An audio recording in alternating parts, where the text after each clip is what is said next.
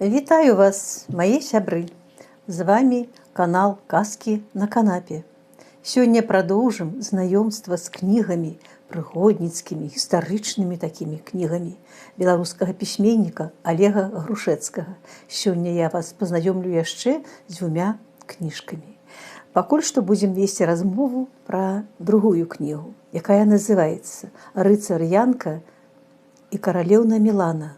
Каралеўству патрэбны героі». Для тых, хто ў минулы раз, можа, не пачуў, я інфармацыю напомню. Гэта кніжка выйшла ў выдавецтве «4 чвэрці», але ўжо ў 2022 годзе. Да канца летніх канікулаў заставалася зусім мала часу, але Янка і Мілана паспелі яшчэ раз наведаць каралеўства Сварга.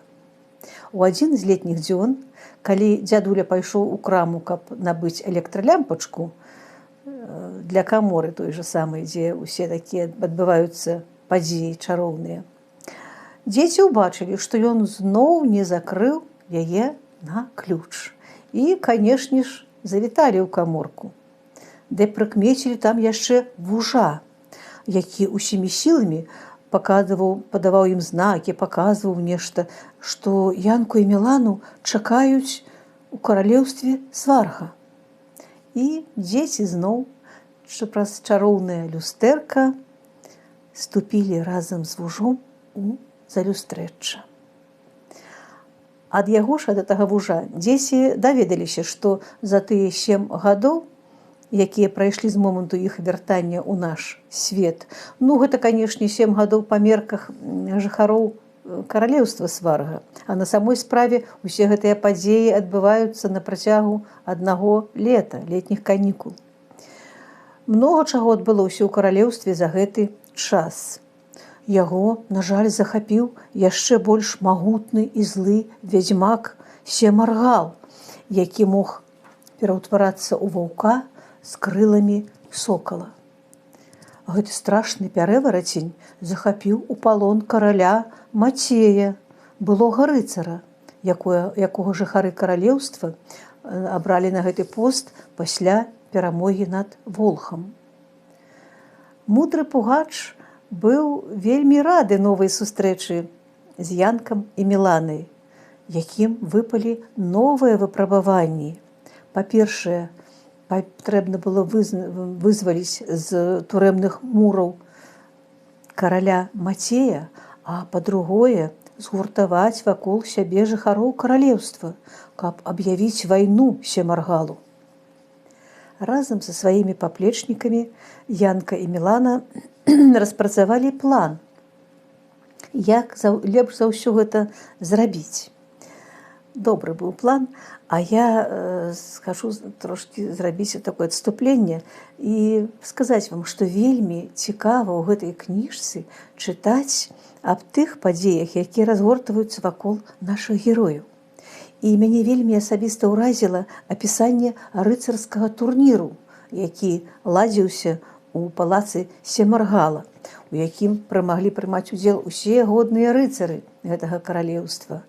І давялося прыняць удзел рыцару Рыгору, які належаў да боку паўстанцаў. Аўтар, паважаны Олег Леонидович, з вялікім веданнем тэмы апісвае гэтыя падзеі.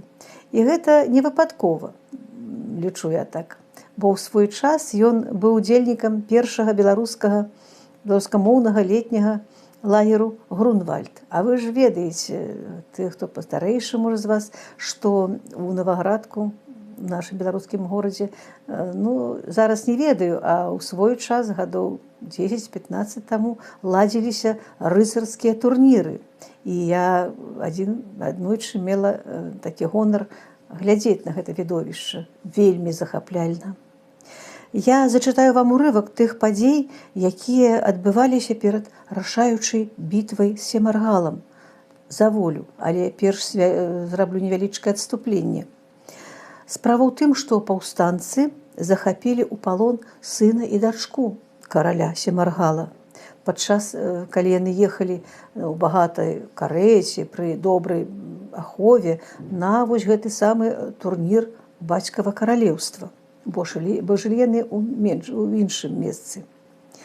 Дык вось каралеўна Рэгла і каралевіч Сен-Мур, так звалі дачку і сына караля Ведзьмака, на здзіўленне пасябравалі з Янкай і Міланай, пакуль знаходзіліся ў стане паўстанцаў, у лагеры паўстанцаў. Але хачу адзначыць, што іх там ніхто не крыўдаваў, на іх там ніхто не пагражаў лішыць жыцця іх.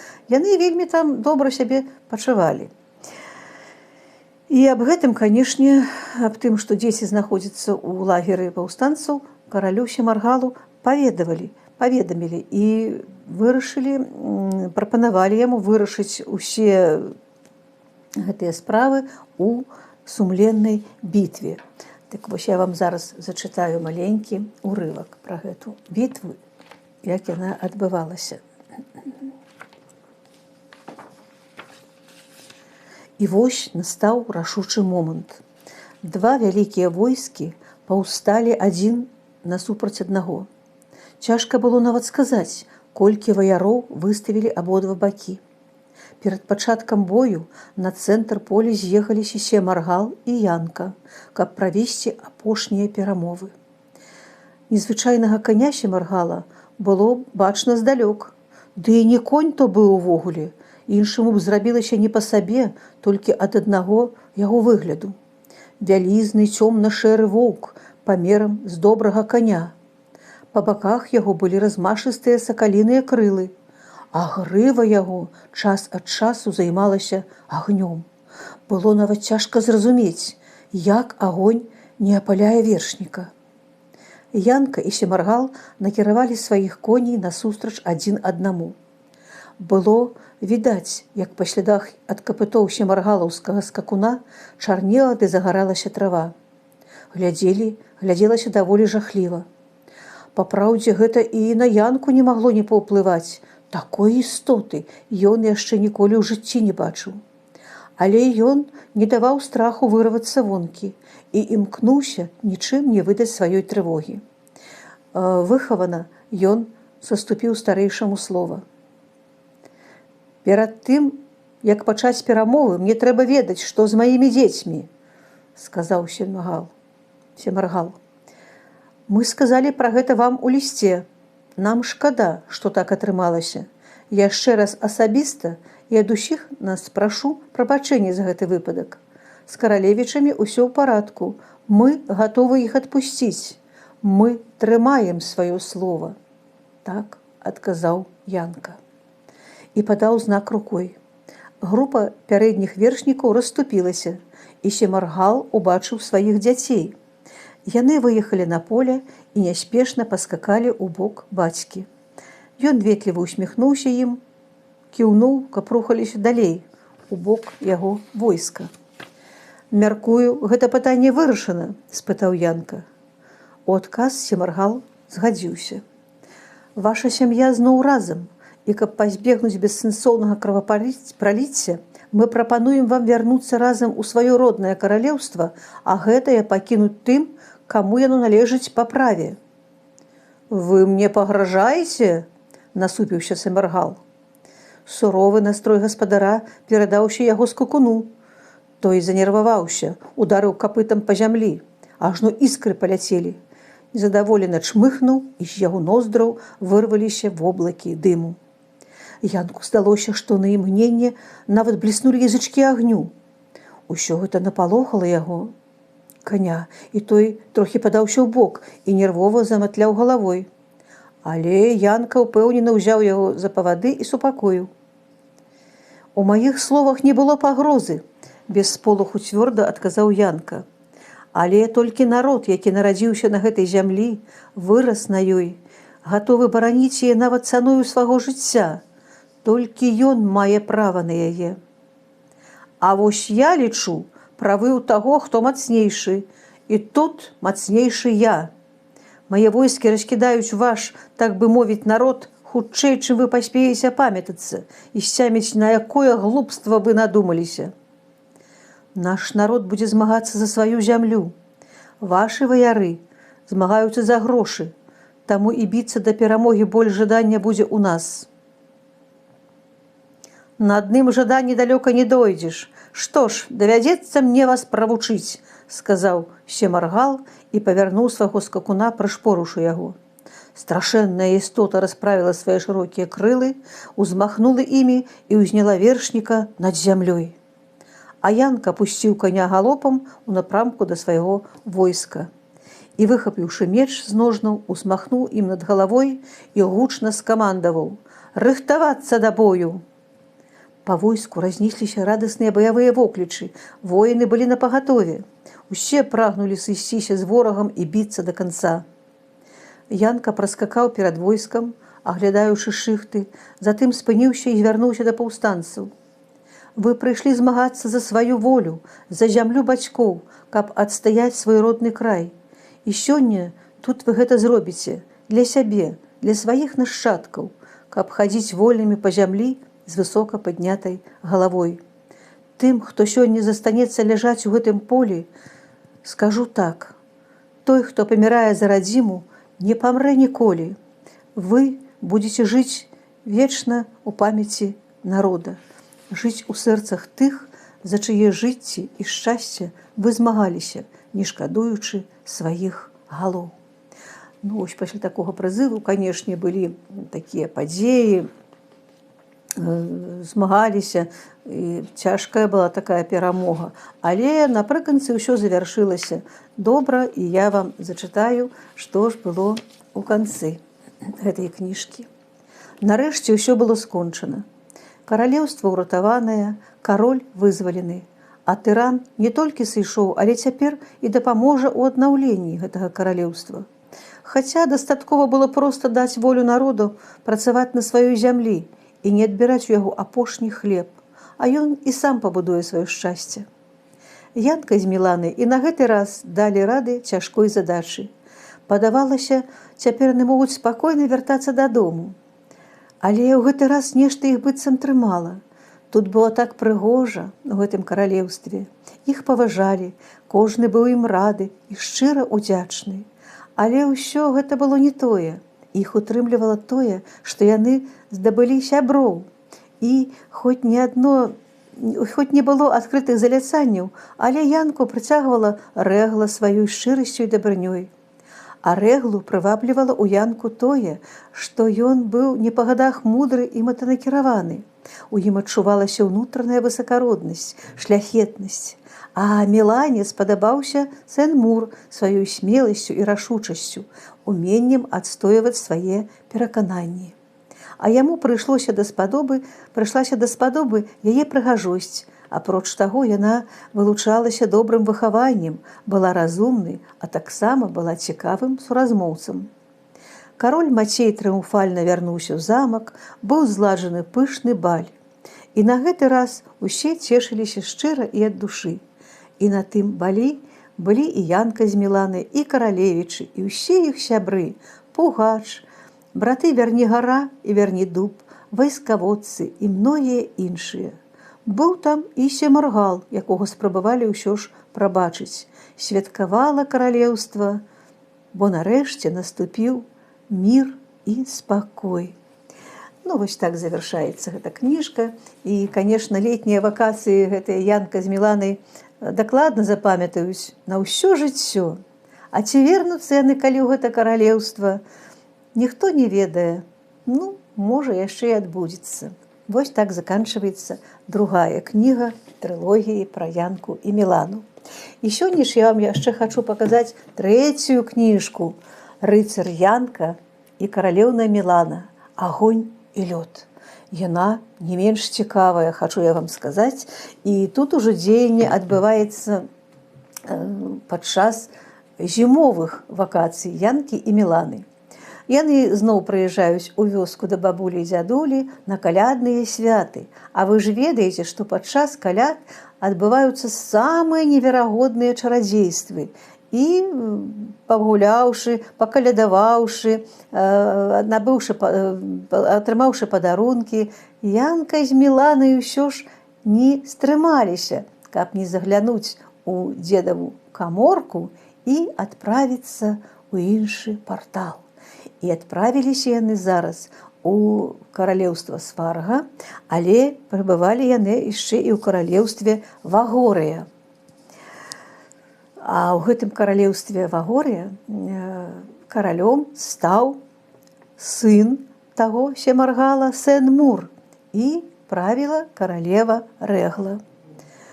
Але і тут не ўсё ў парадку. І ў гэтым каралеўстве ўзніклі нейкія, скажем так, праблемы. Справа ў тым, што гэтыя землі гэтага каралеўства захацела захапіць магутная вядзьмарка Маразанна. І зноў на дапамогу сваім сябрам прыходзіць Янка і Мілана.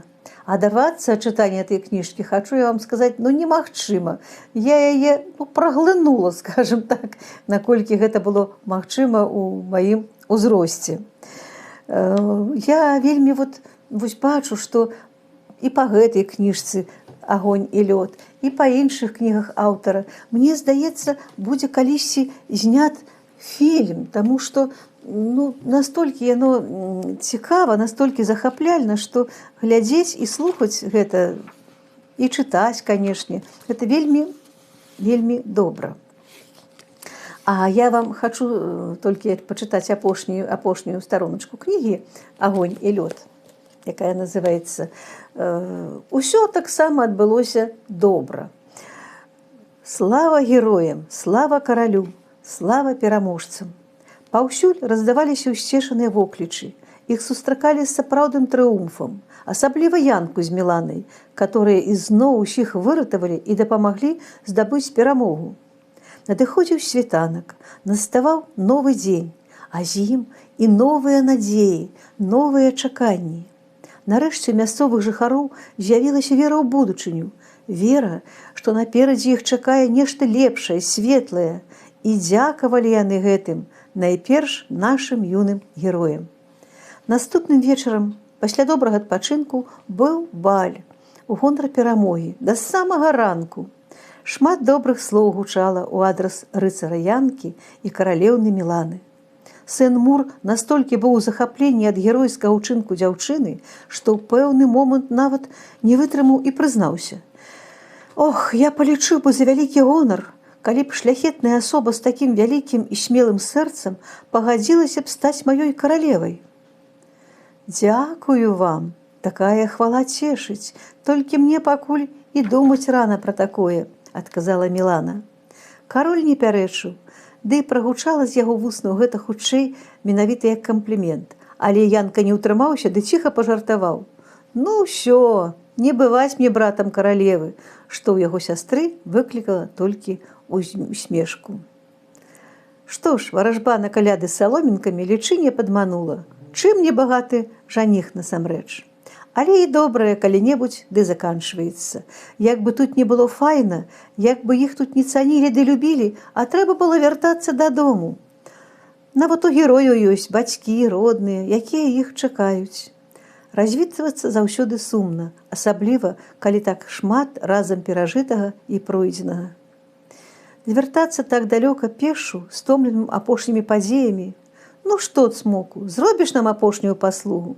Усё, што просіце, усё, што ў маіх сілах, схіліў той пачціва галаву. З табою хуткасці нам ніколі не параўнацца. Вось, каб пракаціць вас напаследак, дык я ж з радасцю, засмяяўся той так, ажно пар ноздрамі пайшоў. На развітанне кароль вельмі настойваў, каб юныя героі прынялі ўзнагароду ды дарагія падарункі. Яму цяжка было зразумець адмову, але ж Янка з Міланай не маглі зусім з гэтым з'явіцца дадому. Таму хлопец толькі прыняў пяшчотны пацалунак у шчаку ад Рэглы. А Мілана, яна падскочыла на дыбачкі, бо Сен-Мур быў вышэйшы з яе, і сама чмокнула засмучанага маладога караля. І адразу гэта сняло ўсе непаразуменні. Расстаючыся, госці папрасілі перадаць абдымкі ўсім, з кім яны не маглі развітацца уласна. Закончыліся ўсе тры кнігі. Я не магу, канешне, на сваім канале пра ўсё прачытаць, што ў гэтых кніжках, але я спадзяюся, што і вы, дарагія чытачы, і вы, паважаныя калегі-бібліятэкары, зверніце зараз увагу на гэтыя кнігі, бо яны гэтай увагі дастойны, скажу вам. А я дзякую вам за ўвагу, жадаю вясёлых летніх канікул і чытайце кнігі. І завітвайце на мой канал «Казкі на канапе». Да пабачэння, да новых сустрэч летам.